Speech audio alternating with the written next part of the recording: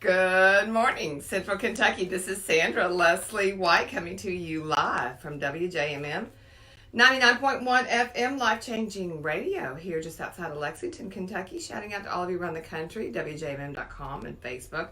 And a special shout out to Rosa Plage today.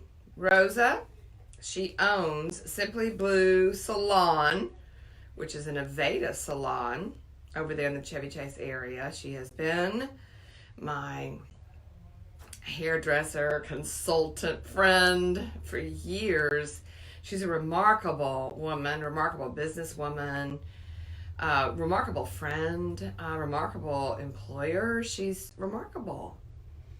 But I have to tell you, I also think she's really full of wisdom, and we have lots of fun talking and laughing. You know, this women, we tell our hairdressers everything. I can only imagine Rosa writing a book about all that she knows about her clients. But anyway, not too long ago, we were laughing so hard after I told her about one of my, escapades. And she said, "Girl, you have got to check back in. Check back in to Sandra. Get to church." Rosa doesn't particularly like to go to church. I'm not saying she isn't a believer. She knows God. She knows Him deeply and wide. And yet for her to say that, it was so funny. But I think the key to that was check back in to you. And sometimes we need to check back in to ourselves, don't we? But little did she know that it was divine discipline, I believe, at hand, as I laughed about my personal life. Let's talk about the difference between the two in today's message, self-discipline versus divine discipline. Do you know the difference? Did the people in the latter part of the 8th century BC, to which this prophecy was penned by Hosea, you think they knew the difference between self-discipline and God's discipline? Well, let's talk about that. The title of the message today is Divine Discipline. We're going into Hosea 6, 1-3. And then we'll jump into Hebrews 12, 4-10 if we've got time today. So let's look at Hosea 6, 1-3. We've been in this passage for a little bit. In the New American Standard Version this morning, "Come, let us return to the Lord, for He has torn us, but He will heal us. He has wounded us, but He will bandage us. He will revive us after 2 days. He will raise us up on the 3rd day, that we may live before Him." Okay, if you're just tuning in, this is Sandra Leslie White coming to you live from WJMM Studios here outside of Lexington, Kentucky, talking about divine discipline. Okay, so let's look at this passage. I think, yesterday we talked about returning to the Lord, so I'm kind of taking each of these, I would say, clauses, sentences, maybe it's a better way to look at this, in each of these sentences one by one in the passage of Hosea 6, 1-3, very famous passage, a prophetic passage, clearly a reference to Jesus and His resurrection. But I think it's about our own resurrection and how I think we have an attitude of discipline that may affect the outcome. Okay, so let's look at this. They say, and I look through some of the scholars' opinions on who's speaking here, and I think it's clear. I don't agree with most of them. I think it's clear that Hosea is penning now the response of the people. Prophets often stand for the people. They are not just prophesying, speaking to God on their own. They're representing their people. And so this is the first time we hear from the people as they respond to the Lord's indictment of all of their misbehavings and straying from Him. And they're in a danger zone. They're about to be overtaken by the Assyrians. So God got really clear, really severe in chapter 5, where He said that he would be like a lion in verse 14, like a young lion, and he would tear them to pieces and carry them away, and there'd be none to deliver. And so he has disciplined his people, both the northern and southern kingdoms. Now he referred to Ephraim and Judah in verses 14 and 15 of chapter 5, and now the people respond. So it's interesting to me that he says, or the people say that, it's come, let us return to the Lord, Hosea is saying and writing. For he, Yahweh, has torn us, but he will heal us. He has wounded us, but he will bandage us. Okay, we're going to focus in on this right here today and think through the perspective of the people. Okay, I want to go there first. Here we have all this perspective of God, but perspective of Gomer, perspective of Hosea throughout the first 5 chapters of this book. But now we have the perspective of the people. And I find it fascinating because they are convinced that he will heal them. They are convinced that Yahweh, even though he is angry, even though he has torn them into pieces, probably stripped them from their provision, from their protection, from their own prophecies over their lives at this point. But they say he will heal us. He has torn us. They acknowledge it's him. No longer is it a result of their own lack of self-discipline, their own consequences to their own sins, which were many, I'm sure. But they're acknowledging that it's him. And they're also emphatic about he will heal us. In chapter 5, I made the point in a message last week, I think, and you can check those messages out on my Facebook page. All my shows are archived there at Sandra Leslie White Ministries. But God went through this emphatic phase in 14 and 15 saying, for I will be like a lion. I will tear to pieces. I will carry away. I will go away. And they say he will bandage us. They know something about Yahweh, don't they? They know something about his discipline.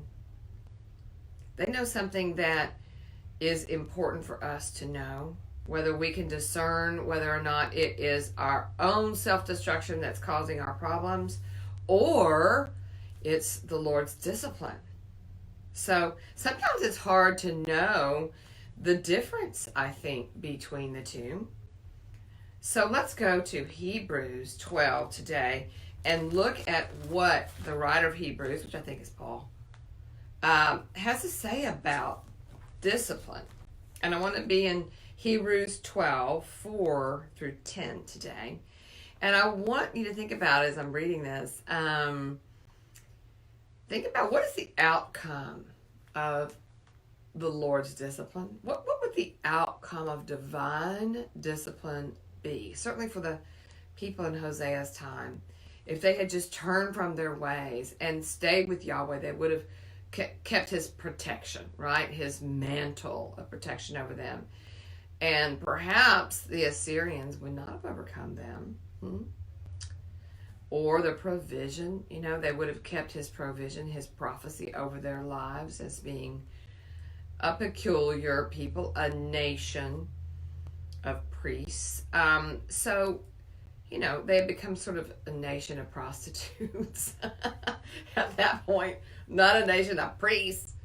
But anyway, so prostitution was prolific in the day there. For those of you just tuning in and haven't followed my teaching in Hosea, it was a very serious issue with the Hebrew people. So today, when we read through this, think about what the outcome is of divine discipline. Okay? Here we go. We're in Hebrews chapter 12, verse 4 to 10, staying in the New American Standard Version this morning. You have not yet resisted to the point of shedding blood in your striving against sin. And you have forgotten the exhortation which is addressed to you as sons. My son, do not regard lightly the discipline of the Lord, nor faint when you are reproved by him. For those whom the Lord loves, he disciplines, and he scourges every son whom he receives. It is for discipline that you endure. God deals with you as with sons. For what son is there whom his father does not discipline? But if you are without discipline, of which all have become partakers, then you're illegitimate children and not sons. Furthermore, we had earthly fathers to discipline us, and we respected them. Shall we not rather be subject to the Father of spirits and live? For they disciplined us for a short time, it seemed best to them. But he disciplines us for our good, that we may share his holiness. Oh, we're going deep now. We're going deep. If you're just tuning in, this is Sandra Leslie White, lifting the veil, getting to the deeper revelation on the Word of God. Oh my goodness, why does the Lord discipline us? What's the answer? It can be found in verse 10. And the first part of that is easy to understand when he says, for they disciplined us, meaning our earthly fathers, for a short time it seemed best to them, but he disciplines us for our good. Okay, that's understandable, for our good. But then the end of that sentence, the second clause, that we may share his holiness. Oh my goodness. Have you ever thought you could share in Yahweh's holiness? Have you ever imagined you would share, partake of, experience the holiness of God? Okay, that's a big, big concept. And so let's look at that word holiness. I want to look at that word in the Greek, and it's equally as mysterious, I think, is the whole idea of sharing in his holiness. So let's look at this Greek word, and I wish I had my Greek friend, Dr. Bell. I'll shout out to you too this morning to help me pronounce this word. Hagiotes, Hagiotes, holiness.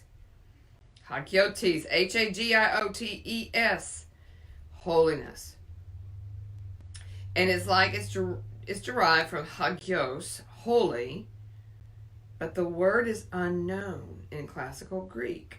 In the New Testament, it occurs only in Hebrews 12:10. The quality of holiness per se is a quality that can be perceived by others. That's in holiness. While hagiotes, meaning the word today, speaks of the essence of the character of God. Oh, we can share, after his discipline, the essence of the character of God. Oh my. So is that what he's after? Is that what he's after with the Hebrew people? Is he after them just to obey them, just to be like a puppeteer and have puppets that are, good children that are running around doing good things and being good? Or is he after the amazing promise that they can share the essence of his character so that others in the world can see God for who he really is? Oh my goodness. Oh my goodness, the essence of his character. We may have to continue with that tomorrow. I'll look forward to it with you. God bless you today.